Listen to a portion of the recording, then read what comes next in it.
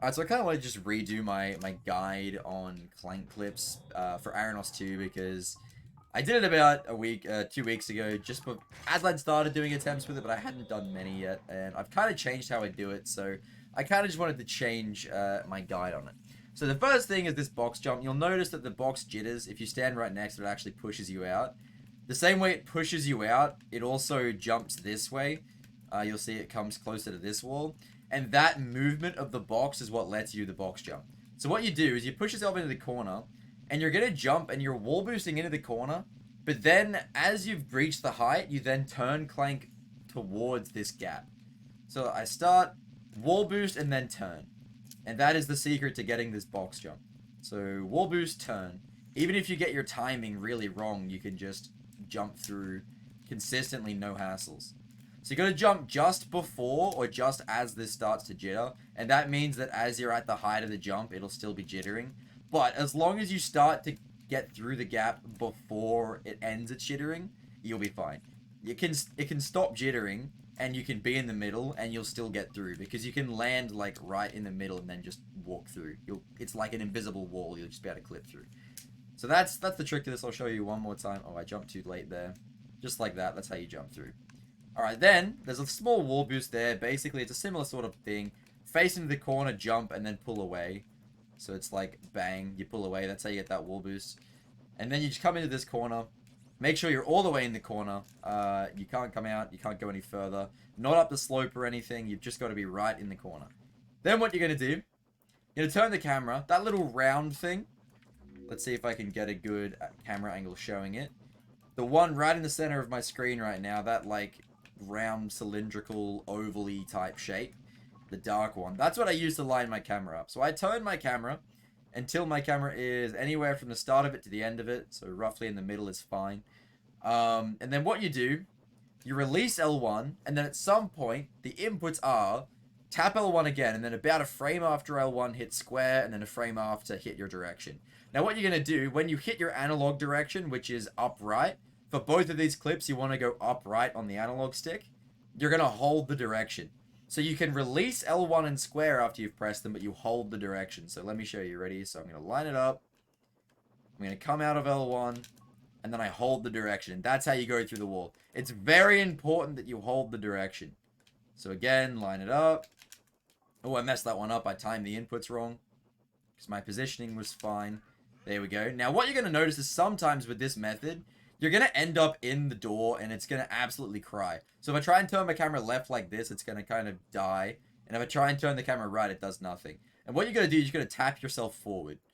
If the camera gets like that, you just tap forward. But if you're holding your angle correctly, that shouldn't happen. So again, I line it up. I hold my angle and it should just push me through like that. Now, there is a wall boost here. You just wall boost like that. And then there's one more in this corner if you get stuck. Or if you don't get good positioning. Because you can kind of boost, get out. And then, corner. Then you just tap this. And the trick here is running start. You don't actually need a running start. I kind of noped out there. You can just stand in this corner. And then you basically just wall boost. And then glide. You don't even technically need the wall boost to make it. It's just a little bit quicker. But then ledge grab. Run over this way. Now what you do, you got to make your camera. You'll notice as I ran towards the door, I tapped my camera to make it roughly perpendicular with the wall, with the door. So then I'm going to line up the little red dot on Clank's head with this gray line here. So after that's lined up, you're then going to turn the camera and you'll notice there are some lines on the wall. So there's one line right here on the left. Like again, I'm using the left side of my screen to line up. There's a line right there on the left side of the screen. There's another one right there. So basically, what I do to line this up is I go anywhere past, like where this line is with this like giant vent. I go anywhere past the vent, so like here, all the way up to this line. Anywhere in there, I generally aim for closer to the vent will work. So then it's the same thing. The same inputs, upright, hold the angle, go through the door. So let me show you them both one more time. So this door. Oh, I messed up the inputs there. I was too late on the angle. Oh, I was too late on the angle. Actually, I think my angle was just wrong on the punch. Yeah, there we go. All right. Oh my goodness, I'm gonna click back through. Yep, I'm stupid. Oh my goodness, my apologies. This does work every time. You can just mess it up. The inputs are kind of precise, so you can mess up the inputs. But yeah, I'm gonna save pause here this time. Let me show you again. You've got a good indicator that you're in the right place because this is jittering. I think my gameplay recording isn't actually at a high enough refresh rate to show that this is jittering.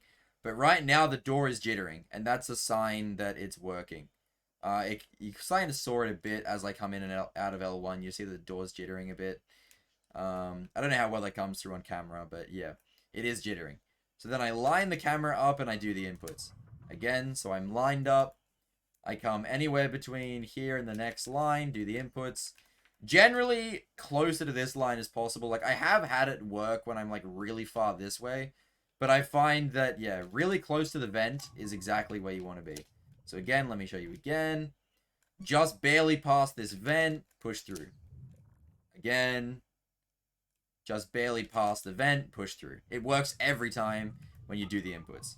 As a reminder, the inputs are L1, then square on the next frame, then your direction, so up, right on the next frame. Alright, we still don't have any strats for up here. If we do get a setup for this final door so we can start doing 3 dudette clips, or 3 clank clips, then I will make another guide detailing how to do that clip as well. But for now, from here, you would then just continue to do the normal setup. You ignore these guys, and then you just continue the rest of this clank section as normal. So that is the updated clank clips guide. As far as time save is concerned, as long as you can get both clips within 3 tries every time, then you still save time over the old route. Not over clank proxy. To save time over clank proxy, you need to get... Well, if you're doing kind of very quick setups, you can get one of the clips second try, one of them first try, and still save time over clank proxy if you're playing really quickly.